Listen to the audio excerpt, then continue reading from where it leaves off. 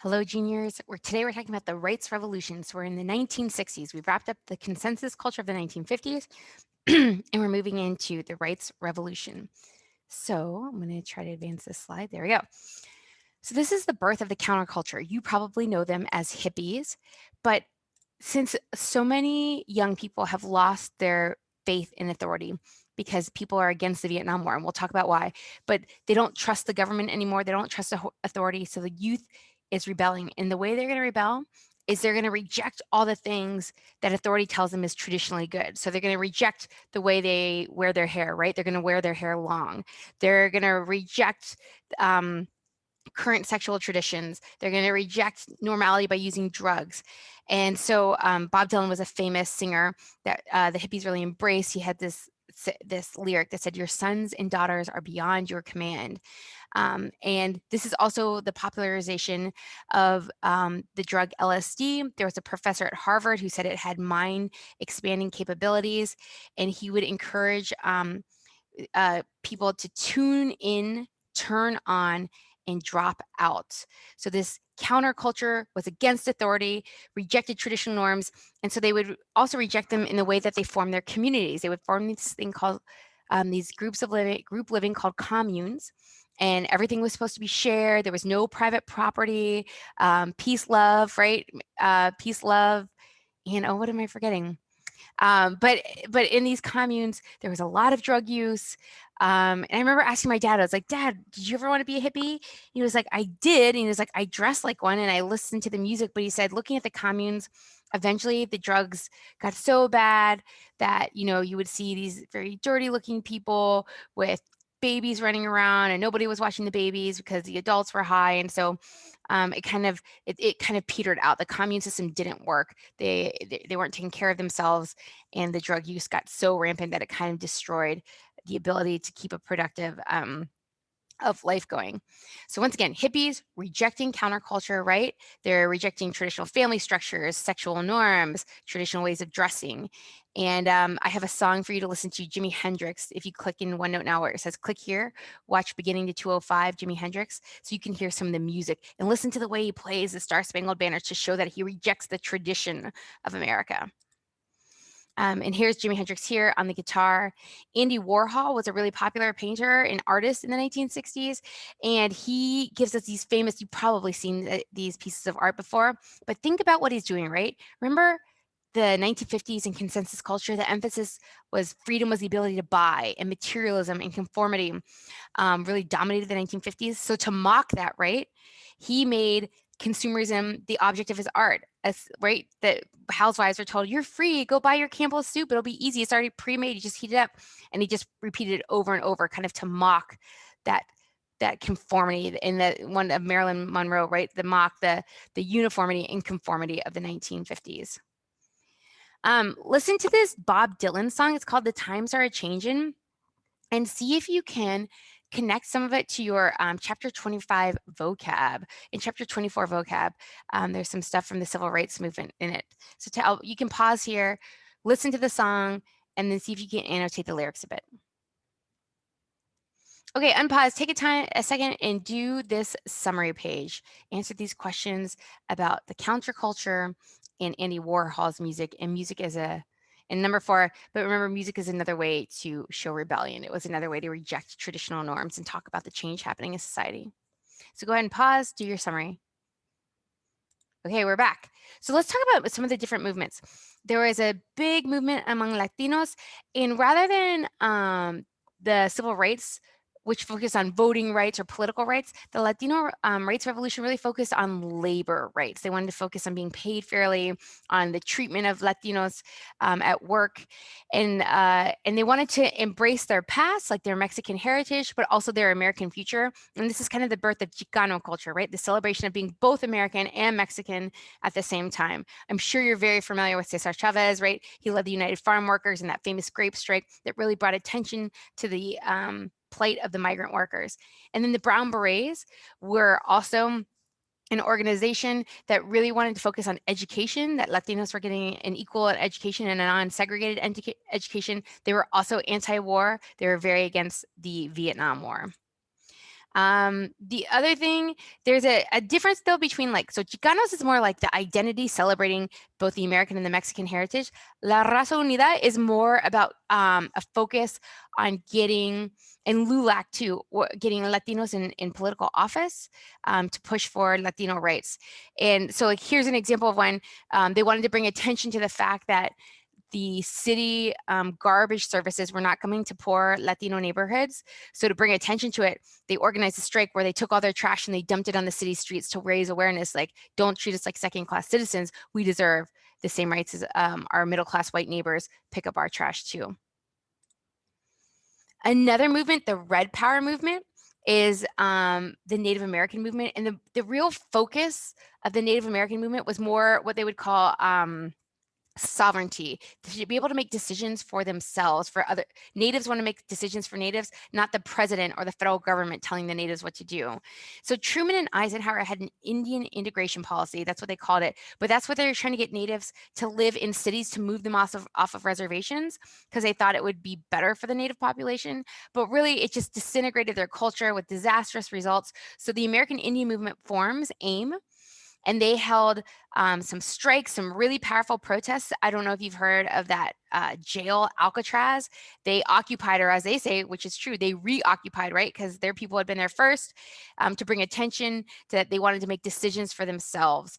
And they did. They did make some significant movements. Remember, we talked about reservations as sovereign territories, where you're technically not in the US anymore when you go to reservations. So they did have some accomplishments. They also recreated Wounded Knee. They took hostages, white hostages. They did it in reverse, and people died, to bring attention to Native American rights and what they called Red Power, the push for sovereignty.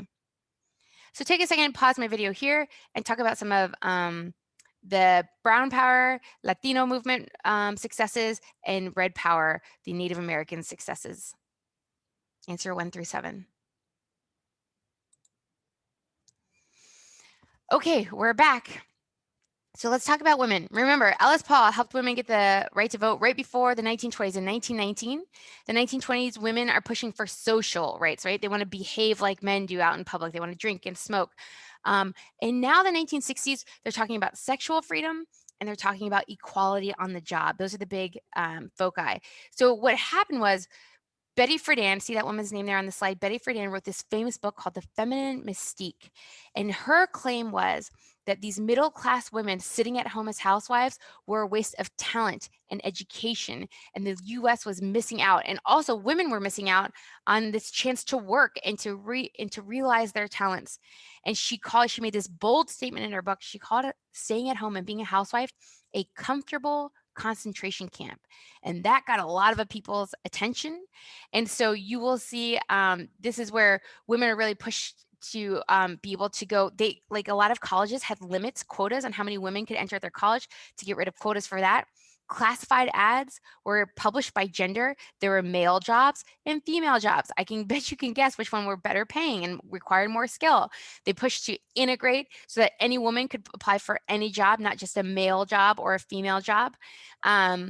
Other pushes that they had were women were added to the Civil Rights Act of 1964, so you could not discriminate on race or gender when applying for jobs or going to a public space. And then this is where we see sexual rights are being pushed, and the abortion Roe v. Wade is legalized. And one thing you'll see here, you see these women throwing bras and underwear and girdles into these freedom trash cans. There is a push to, like, stop objectifying women. So at the Miss America pageant was born during this time, and women said, this is literally a pageant about women's appearances and bodies. It's a bathing suit competition. It's not about your talent. And so they had these freedom trash cans outside the Miss America contest where women threw in the things that were, quote unquote, literally and metaphorically holding them back, like bras and girdles, and they would throw them in these trash cans and ask for more freedom. So here are some of the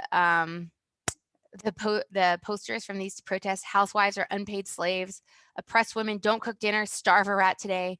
End human sacrifice, don't get married. Washing diapers is not fulfilling. And then you can see some sexist ads, right, that were happening at this time.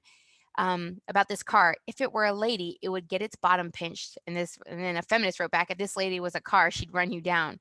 So feminists are fighting for equal pay, for access to the same jobs, um, and to be more than a housewife. And so here's a more this is a woman running the Boston Marathon, and she was the first woman to run it. And in this picture, you can see one of the race officials is trying to pull her out of the race, saying she can't race. And actually, the runners are trying to help her stay in the race. They're trying to push him out of the race so she can keep running. Also, I don't know if you've ever noticed these titles: Mrs., Ms., Miss. Do you notice that men are always Mr.? They're always MR, no matter if they're married or not. So before, women only had the two titles of Mrs. and Miss, right? Mrs. MRS was the one that meant you were married. MISS meant you were unmarried. So in the 1960s, Ms.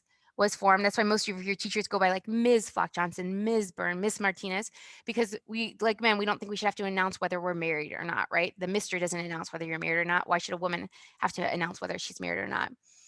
And this is a famous picture of Gloria Steinem and a woman from the Black Power movement, because she talked about how in the Black Power movement, many women were often expected to make the posters or cook for the men who were protesting. Same for the civil rights movement. A lot of women were expected to have like clerical secretarial roles.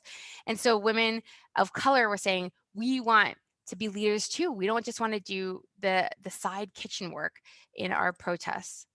Here's some more pictures from the Miss America cattle or pageant where they're saying, comparing women to cattle, right? Like that they're just a piece of meat to people, the way they treat women. So pause me for a second and answer these questions. Okay, we're back. The next movement, the gay liberation movement. So I don't know if you know this, but homosexuality was literally illegal in the United States until the 1960s, and it was considered a mental illness until 1973.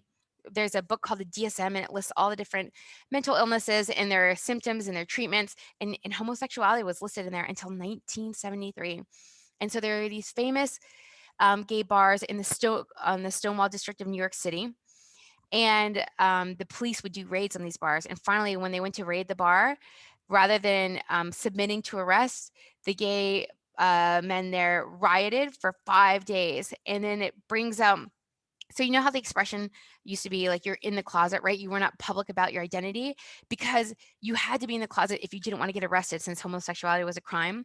And so this is a push in the 1960s to decriminalize homosexuality, and it works. They are able to get it decriminalized, and it was no longer listed. By 1973, they were able to have it taken away as listed as a mental illness. And so this is where out of the closet comes from, right? That you are publicly putting your livelihood on the line, announcing your sexuality, because you could be discriminated against at work or by family and friends.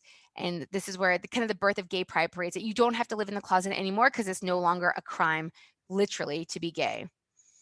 And then the beginning of the environmentalist movement starts in the 1960s. So there is this famous female scientist, her name was Rachel Carson, and she wrote this book called Silent Spring.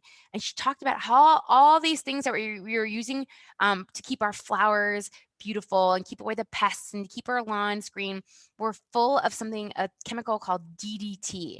And that when birds would eat the bugs that had been on the flowers, they would consume this DDT, and it would make the eggshells of their offspring so thin that when they sat on them, they would crack and crush and kill their own babies. So the book is called Silent Spring, right? Because there are no chirping birds in the next generation, she's saying, if we continue to use chemicals, because they'll all be dead. And because she's a woman, they called her hysterical, that she was making all this stuff up. But as more and more people looked into it, her data was right. Like, she was correct that the chemicals we were using were not only hurting birds, but actually humans, as we were consuming some of these as well in our food. And so thanks to her research, it starts the environmentalist movement, and we get the Clean Air and Water Acts passed, the Endangered Species Act, and this is the birth of Earth Day. And last but not least, the last rights revolution we're going to talk about are SDSs, Students for a Democratic Society. So the Vietnam War is beginning, and we're going to talk about that next class. And many college students are against it. They want to know why we're going there. What's the purpose? It's a civil war. What does this have to do with Americans? And remember, it was such an unpopular war that they had to turn to the draft. They did not get enough volunteers. So many college students could be drafted, right? If you're 18 and a male, you could be called to war. And so there are these huge anti-war protests, this distrust of authority against the rights revolution. All right, this is the end. I will see you in class. Take care.